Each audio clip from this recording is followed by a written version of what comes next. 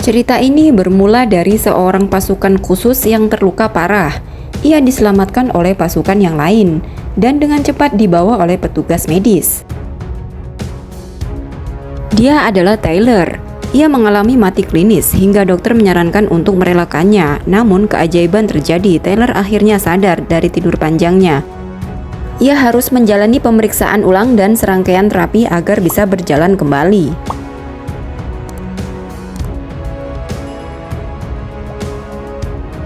Di lain tempat, Zurab, ketua Nagazi, mengetahui kabar adiknya yang diperpanjang masa penjaranya.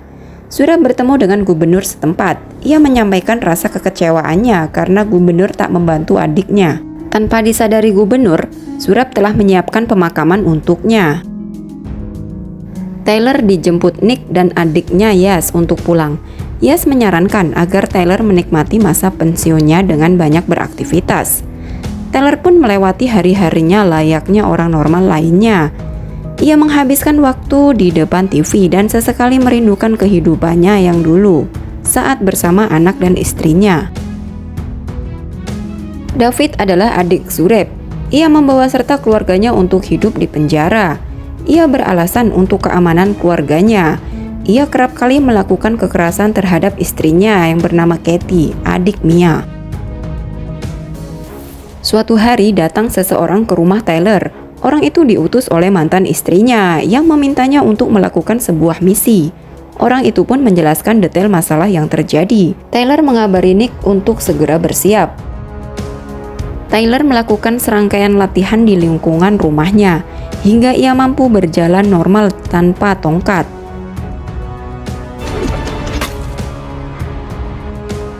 Hari yang ditunggu pun datang. Salah satu sipir penjara menandai jalan menuju sel Katie. Semua sudah dipersiapkan dengan matang. Misinya kali ini ialah mengeluarkan dan menyelamatkan Katie dan anak-anaknya tanpa diketahui David. Tanpa sengaja, mainan anaknya terjatuh dan menimbulkan suara. Para napi pun mendengar dan disinilah kekacauan mulai terjadi. Semua napi menjadi agresif dan berusaha keluar dari selnya masing-masing. Tyler dihadang oleh para napi dan terjadilah perkelahian. Dengan cepat Tyler mencari jalan keluar.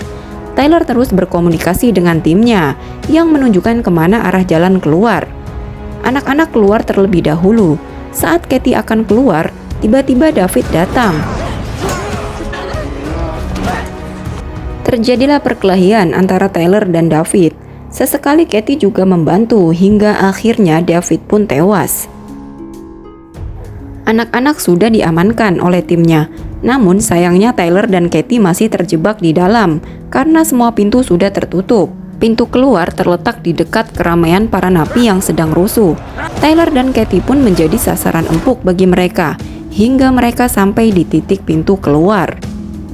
Tyler dan timnya dengan cepat membawa Katie dan keluarganya. Sandro yang masih lugu selalu menanyakan keberadaan ayahnya. Tyler dan timnya dihadang dan diserang oleh anak buah Zurab dengan berbagai cara. Namun Tyler dan timnya berusaha bertahan untuk menuju titik penyelamatan selanjutnya. Salah satu anak terluka di tangannya. Tyler berlari dengan cepat menggendong anak itu agar diberikan pertolongan secepatnya.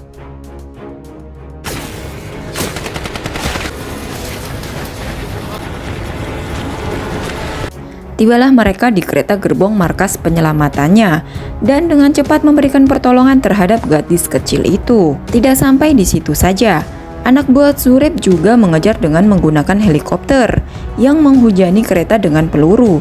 Tyler pun melawan dengan senjata lengkapnya. Helikopter yang lain pun datang, mereka berhasil turun dan menerobos ke gerbong. Nick di sana, ia melawan para anak buah Zurab hingga Nick pun terluka. Namun Nick masih mampu melawan para musuh. Di lain tempat, Katie dan keluarganya bersembunyi dari musuh. Tyler langsung menghajar semua penyusup. Tyler sempat akan celaka, namun ia berhasil mengalahkan musuh. Helikopter menghujani kereta dengan peluru. Tyler membalas serangan hingga helikopter pun terjatuh. Kereta mengalami remblong. Tyler dan timnya pun mengamankan Katie dan keluarganya. Beberapa detik kemudian kereta pun menabrak dan terguling. Di lain tempat, Zureb teringat akan kenangan bersama adiknya. Beberapa pengikutnya juga menyampaikan bela sungkawanya.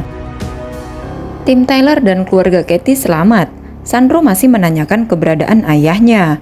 Ibunya pun berkata dengan jujur bahwa ayahnya tak akan datang.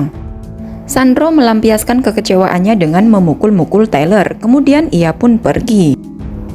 Zureb meratapi kesedihannya karena adik kesayangannya yang telah tewas. Ia teringat masa-masa dahulu.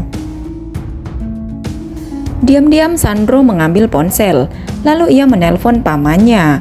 Pamannya pun mempengaruhi dan menanyakan keberadaan Sandro. Mereka pun sampai di zona aman. Sementara menunggu penerbangan, mereka dengan cepat membuat dokumen-dokumen yang diperlukan. Sandro berdebat dengan Tyler tentang kematian ayahnya. Sementara di lain tempat Zureb melakukan pertemuan dengan para pengikutnya untuk melakukan balas dendam. Pelan-pelan Sandro mengerti. Tyler minta agar Sandro dapat menjaga dan menemani ibunya. Namun tiba-tiba Sandro meminta maaf karena paman dan pengikutnya akan segera datang. Sandro telah memberitahu keberadaannya. Tyler memberitahu timnya agar segera berkemas karena lokasinya telah ditemukan oleh Nagashi. Tyler dan timnya pun dikepung.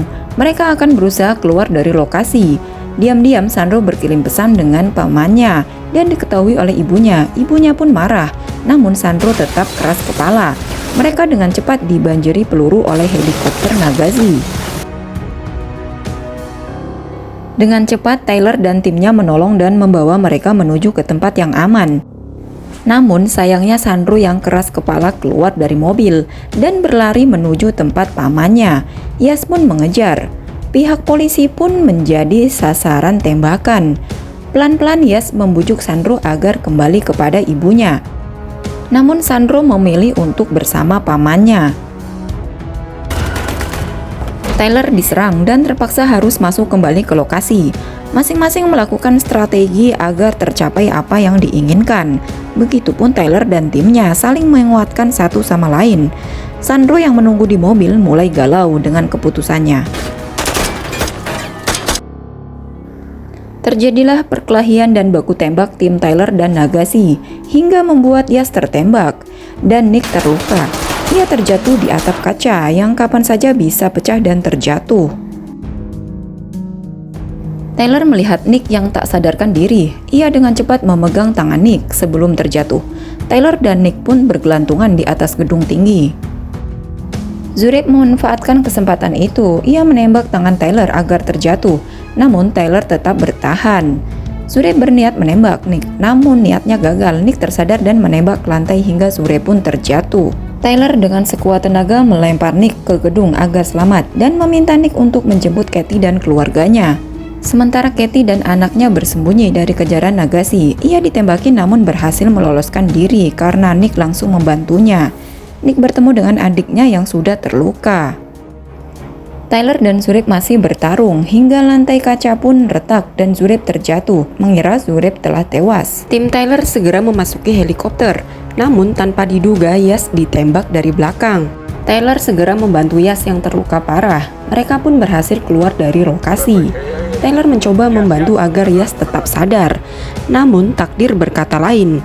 Yas pun menghembuskan nafas terakhirnya. Nick hanya bisa menangis karena harus kehilangan adiknya. Di rumah Tyler yang tenang, Tyler mengobati luka-luka di tangannya. Katie beristirahat sementara Nick membersihkan jasad adiknya. Ia merasakan kesedihan yang mendalam. Tyler melihat kedatangan Mia. Mia pun bertemu dengan adiknya. Tyler mendapatkan telepon dari Zureb. Zureb mengajaknya untuk bertemu di suatu tempat. Tyler pun bersiap-siap untuk misi penyelamatan Sandro tanpa timnya. Nick mencoba melarangnya, namun Tyler tetap pergi. Sementara Zureb sedang sibuk merakit sebuah bom. Tyler berada di lokasi yang strategis. Ia menembak dan mengebom pesawat Zureb. Zureb melarikan diri menuju ke sebuah gereja. Zureb mengancam Tyler dengan memasangkan rompi bom di badan Sandro. Tyler yang tangannya terluka pun kini tanpa senjata apapun. Sandro dibujuk agar menembakkan senjatanya ke arah Tyler. Namun Sunroy ragu-ragu dan menurunkan senjatanya. Zureb pun kecewa. Ia berbalik akan menembak Sunro bersamaan dengan kedatangan Nick. Nick pun tak berdaya karena Zureb mengancamnya. Nick pun meletakkan senjatanya. Namun Sunro melakukan perlawanan saat Zureb lengah. Terjadilah baku tembak hingga membuat Nick terluka. Tyler langsung melawan Zureb. Mereka berkelahi dengan sisa-sisa tenaga mereka. Pelan-pelan Sunro melepaskan rompi bomnya dan menghampiri Nick. Sementara Zureb akhirnya mati di tangan Tyler. Tyler menghampiri Nick yang terluka parah. Tak lama kemudian polisi pun datang. Nick dan Tyler pun ditahan di penjara. Tyler bertemu dengan Mia yang menjenguknya di penjara. Mia memberitahu keadaan adiknya sekarang. Mia juga menceritakan kenangan terakhir tentang anak mereka. Mia pun mengucapkan selamat tinggal. Tyler dibawa ke suatu tempat di luar penjara.